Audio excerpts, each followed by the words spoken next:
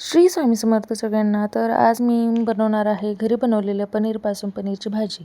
सध्या बाहेर तर काय पनीर भेटणं झाले, त्यामुळे काल आम्ही घरीच पनीर बनवलं आणि आज ते भाजी बनवण्यासाठी तयार आहे. त्यामुळे आज आपण पनीरची भाजी बनवणार आहोत. चला तर, बाहेरचं खाण्यापेक्षा घरचं खाल्लेलं कधी बरं.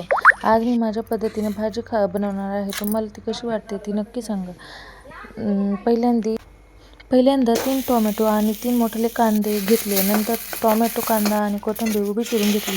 गॅस पेटवला आणि गॅसवर कढई ठेवून त्यामध्ये कांदा परतायला टाकला. कांद्याचा कलर डार्क होईपर्यंत त्याला परतवून घेतलं. नंतर टोमॅटोही परतवून घेतला आणि मिक्सरमध्ये त्याची पेस्ट तयार केली. नंतर कढईमध्ये खोबरं, इतर मसाले, लवंगा, मिरे भाजायला टाकली.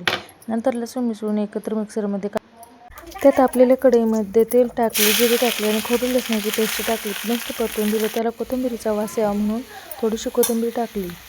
नंतर कांदा आणि टोमॅटोची पेस्ट टाकली.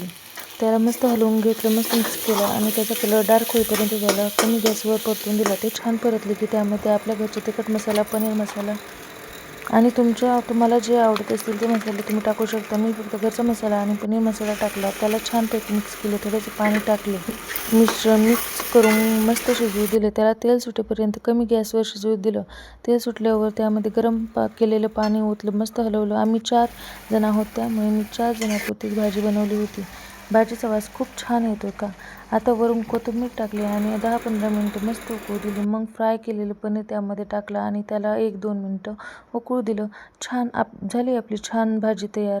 भाजी खूप छान झाली होती. तुम्हीही तुमच्या भाजी करून बघा. प्रत्येकाच्या आपल्या आपल्या पद्धती असतात. तर माझी पनीर रेसिपी कशी वाटली ते मला कमेंटमध्ये नक्की सांगा आणि